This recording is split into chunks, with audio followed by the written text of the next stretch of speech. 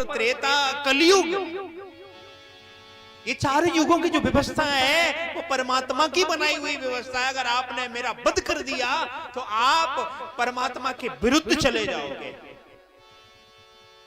आप मुझे मार नहीं सकते और आप मुझे भगा भी नहीं सकते। तब परीक्षित कैसे थे? सारग्राही थे। उन्होंने कहा एक बात बता, तेरे अंदर गुड़ कितने हैं और अवगुण कितने हैं? कहा अवगुण इतने हैं तो सारे बई खाता तुम्हारे भर जाएंगे, लेकिन मेरे अंदर 3 अच्छे श्रेष्ठ गुण हैं। क्या कहा? कि 3 श्रेष्ठ गुण हैं। कहा कि पहला मेरे अंदर गुण है, वो क्या है? बड़ा दिव्य गुण है।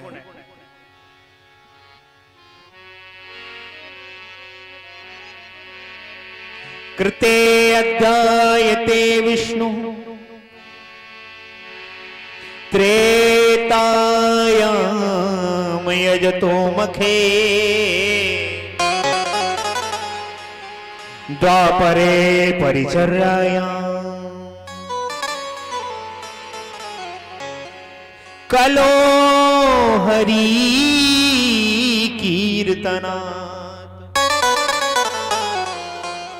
मेरा पहला गुण क्या है? कि सतयुग में ध्यान करने से, त्रेता में तप करने से, द्वापर में पूजा करने से, और कलयुग में कलो हरि कीर्तना। कलयुग में केवल कीर्तन करने मात्र से। और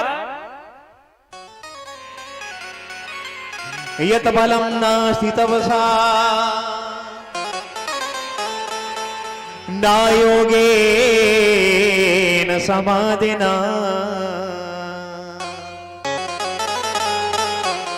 तत्फलम लभते सम्यक कलो के सब कीर्तना। यत फलम नास्ति तपसा न योगेन समाधिना।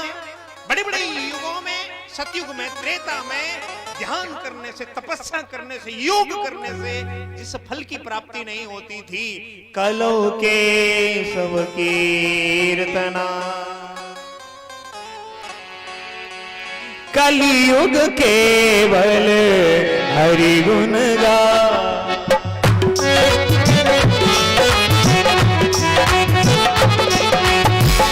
कलियुग केवल हरि गुण गा।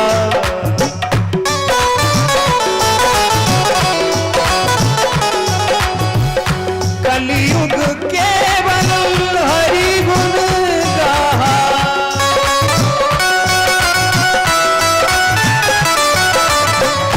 गावै नर पावै भवता।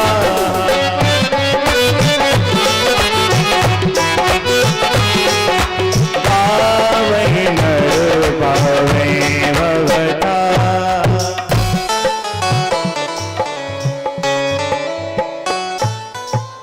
हरि गुण गा। नानक नाम जहाज है, चढ़े सो उतरे पार। देखिए, हर ऋतु का अपना अपना बीज होता है और हर बीज की अपनी अपनी ऋतु होती है। ठीक इसी प्रकार से ये जो कलयुग है, किसकी ऋतु है? नाम की ऋतु है। किसकी ऋतु है? नाम की। नाम रूपी नौका पर सवार हो जाओ, पार हो जाओगे। ज्ञानी बन नहीं सकते, समय है नहीं। योगी बन नहीं सकते क्योंकि 4 बजे ही ज्यादा नींद आए। योगी बन नहीं सकते कि जो प्राणायाम, प्रत्याहार, ध्यान, धारणा, समाधि, कौन समाधि में जाए, कौन सुबह महाराज अनुलोम विलोम करे, कौन खोपड़ी के ऊपर खड़ा हो, कौन सुबह दौड़ लगाए। योगी बन नहीं सकते। और केवल नाम रूपी नौका पर सवार हो जाओ, नाम ले सकते और नाम लो और इस भव से पार उतर जाओ। पहला गुण बताया। और दूसरा गुण क्या बताया? मेरा दूसरा गुण महाराज बहुत अच्छा है। मेरे युग में मानसिक पाप नहीं लगते। जैसे किसी के प्रति अगर आप गलत सोच लो कि मैं इसका ये कर दूंगा, मैं इसका वो कर दूंगा, मैं उसको छोड़ूंगा नहीं, और ये मन में ही विचार चल रहा हो, तो उसका पाप नहीं लगता है इस कलयुग में। और मानसिक पुण्यों का फल मिल जाता है। मन में सोच लो कि मैं वृंदावन जाऊंगा, आपने सोच लिया तो वृंदावन जाने का आपको फल मिल गया। कलयुग में किसका मानसिक पुण्यों का लाभ मिलता है। तो मानसिक पूजा करो, वृंदावन ना जा पाओ, जैसे आपके पास में महाराज साधन नहीं है, धन नहीं है और शरीर भी काम नहीं कर रहा है, तो मन से वृंदावन चले जाओ, स्नान ध्यान करके अपने बस कई कक्ष में बैठ जाओ, कमरे में बैठ जाओ और ध्यान करो कि महाराज पहुंच गए कहां पे, गुरसाएगंज आई गई छपरा, बैठ गए, रुकती छपरा गुरसाएगंज में, बैठ के छपरा पे पहुंच गए मथुरा, मथुरा उतरे और महाराज बस वहीं बिल्कुल रेलवे स्टेशन के बगल में ही बसें खड़ी रहे, बस में बैठे पहुंच गए गिरिराज जी और उतर करके पहुंच गए कहां, दान घाटी पर। दान घाटी पर पहुंचे, गिरिराज जी महाराज का ध्यान किया, बोले गिरिराज जी महाराज की परिक्रमा प्रारंभ कर दी। दान घाटी से जैसे ही बढ़े तो महाराज गया प्रसाद की समाधि पर पहुंचे, चरणामृत कुंड पर पहुंचे, संकर्षण कुंड पर पहुंचे और महाराज पूछरी की लोटा पे पहुंचे। और जैसे पूछरी की लोटा पे पहुंच करके आगे बढ़े तो महाराज आज इंद्र मान मर्दन मुखार बिंद पर पहुंचे, बैठे घर में दूध की धार महाराज अभिषेक कर रहे मुखार बिंद पे। आगे बढ़े जतीपुरा, जतीपुरा पहुंच करके थोड़े और आगे बढ़े, एक परिक्रमा पूर्ण की, दूसरी में राधा कुंड की तरफ चल पड़े और दंडवती करके महाराज चल पड़े और उद्धव कुंड से और आगे बढ़े महाराज राधा कुंड के अंदर एक और कुंड है, कंकण कुंड। मनी मन राधा रानी का ध्यान, बोली राधा रानी की। घर में बैठे गोता लगाया, स्नान किया राधा कुंड में, आगे बढ़े कृष्ण कुंड, उसके अंदर भी एक कुंड है जिसका नाम है वज्रनाभ कुंड, स्नान किया। बगल में ललिता कुंड और आगे बढ़े, चल पड़े कुसुम सरोवर और आगे बढ़े उद्धव क्यारी और आगे बढ़े मानसी गंगा में स्नान किया और फिर आए बस पकड़ी, मथुरा आए, छपरा पकड़ी, घर आए गए। कुछ खर्च बहु बताओ, कुछ भी खर्च हुआ?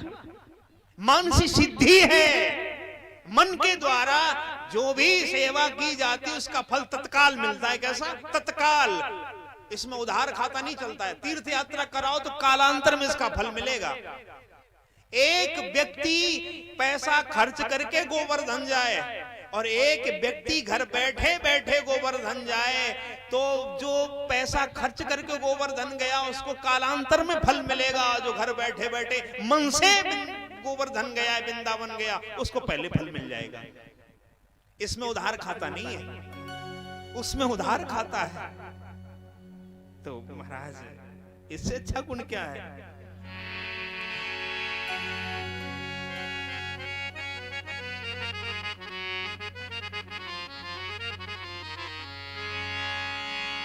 कलि करे एक पुनीत प्रताप,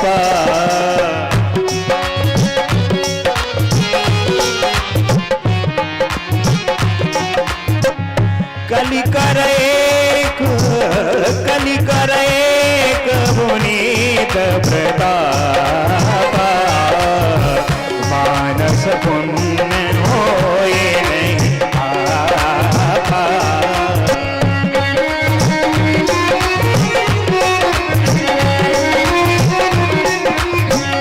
मानस पुण्य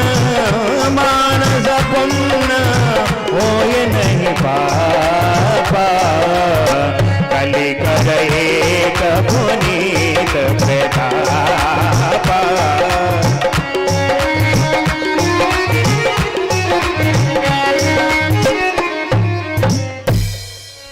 बताओ, कुछ खर्चा हुआ, लाभ मिल गया, बैठे बैठे लाभ मिल गया।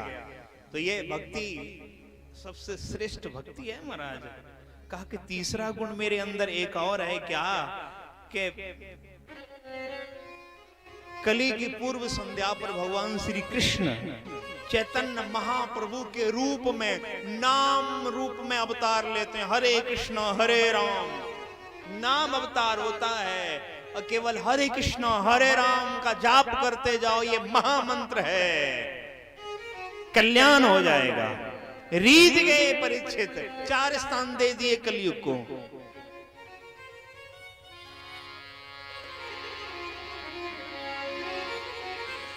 धूतापानं श्रियासुना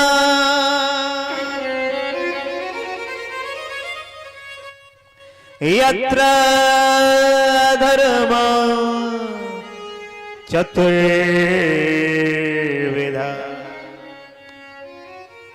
पहला स्थान क्या दिया?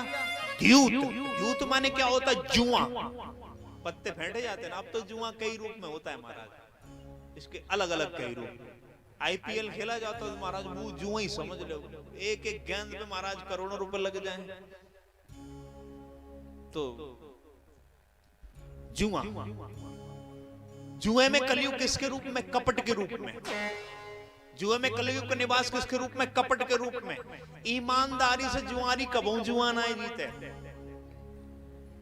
जो 4 चीजों से बचा हुआ है, जुए से, द्यूत जो जुए से जिसका घर बचा हुआ है, पानम, पानम माने मदिरा, मदिरा माने शराब, शराब। अच्छा, शराब में कलयुग किसके रूप में? मद के रूप में, नशा के रूप में। शराबी आए ना, फिर तुम देखो धीरूभाई अंबानी बन के आए। कैसे आए? पी करके जब रात को आएगा तो वो सड़क पे वो नजर आएगा, ऐसा लग रहा जैसे महाराज 10-10 घोड़े लगे हो उसके रथ में, ऐसे चलता पूरी सड़क पे। और शराबी का एक और लक्षण होता है, वो अपनी कहता है, सुनता नहीं है सामने वाले के, केवल अपनी कहता है। तो शराब में कलयुग किसके रूप में? नशे के रूप में। द्यूतः पानम श्रियासुना, श्रियासुना। आज के समय में जो आजकल जो थोड़े दुराचार, जो बलात्कार की घटनाएं,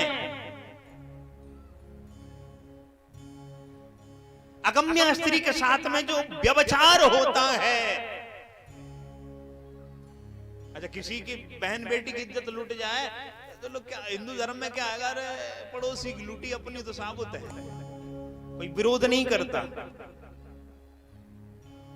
अगर जितना, अगर बच्चों पर शुरू से ही अगर चूड़ी कसी रहे ना, तो ऐसे काम थोड़े ही हो। डिमरी पहले ही से ढीली, अनाप शनाप पैसा आए और 100 मांगे, 500 को पकड़ाए दो, तो फिर वे अच्छे काम में थोड़े ही लगेंगे, फिर क्या होगा। तो अगम्य स्त्री के साथ में जो दुराचार होता है ना, बलात्कार होता है, उसमें कलयुग किसके रूप में है? काम के रूप में। और यत्र अधर्मा चतुर्वेदा, अधर्म, जहां भी अधर्म हो रहा है वहां कलयुग किसके रूप में? हिंसा के रूप में। देख रहे हो आज कहीं ना कहीं हिंसा प्रारंभ हो जाती है, कोई ना कोई आंदोलन प्रारंभ हो जाता है, एक आंदोलन समाप्त नहीं हो पाता, दूसरा प्रारंभ हो जाता है। जैसे तैसे शाहीन बाग से बचे, अब एक दूसरा बाग और खड़ा कर दिया। बताओ, वो कहते जब अंगूर मिले ना तो महाराज दूर ही से उन्हें ताको, जब बिल्कुल ना मिले तो खट्टे कह करके छोड़ जाओ। देख रहे हो, जब खाए को मिल नहीं रहा है तो जबरदस्ती छीनने का प्रयास कर रहे हैं। भाई कुछ गलत किया है किसानों के साथ में, अगर कहीं गलत किया है तो बैठ के संशोधन करवा लो। लेकिन वो सत्ताओं के बड़े बड़े गद्दी के जो मालिक हैं, बड़ी बड़ी खेती के जो मालिक, इसमें बड़ी समस्या है महाराज। ये शरद पवार जैसे बड़े बड़े नेता और अकाली दल के नेता, ये बड़े बड़े महाराज ऐसे लोगों की खिसक जाएगी अगर ये बिल पारित, ये लागू बना रहा है। ऐसे लोग हवा फूंके हैं। कान भूखे हैं। ये बिल्कुल गलत नहीं है। अगर गलत है तो बैठ करके संशोधन करवा लो। आम जनता को, भाई जो किसान है, जो वास्तविक किसान है, वो तो खेत में है और जवान सरहद पर है। जो लूटने वाले हैं ना, जो बदनाम है, किसान खेत में, जवान सरहद पर, जो बदनाम है वो भूखे हुए केवल। समझ रहे? तो कोई ना कोई आंदोलन, कोई ना कोई हिंसा समय समय पर, अरे कोई समस्या है तो उसका निदान करवाओ बैठ करके। लेकिन बड़ी महाराज समस्या, क्या किया जाए? तो यत्र अधर्मा चतुर्विधा, कोई ना कोई आंदोलन, कोई ना कोई हिंसा, ये किसका स्वरूप है? कलयुग का स्वरूप है। किसका स्वरूप है? कलयुग का स्वरूप। जिनके घर के लोग इन 4 चीजों से बचे हैं, दारू से, जुआ से, चरित्रहीनता से और इन आंदोलनों से, ध्यान रखिए, ये अनावश्यक आंदोलन जो अधर्म को प्रेरित करते हैं, उनके घर में आज भी सतयुग है कलयुग के समय में। एक आधे ऐसे भी 4 से 10 बैठे होंगे इस पंडाल में, हमें पूर्णतः विश्वास है। तो अगर इन चारों चीजों से बच जाओ, अपना लो। कथा किसके लिए होती? कथा सुना करके हम चले जाएंगे। एक कथा को कौन जिएगा? आप। अगर एक आदि कोई ऐसी समस्या है तो चूड़ी कस दो उसकी, ढीली ना रखो समय पे। तो कलयुग ने कहा कि महाराज जैसा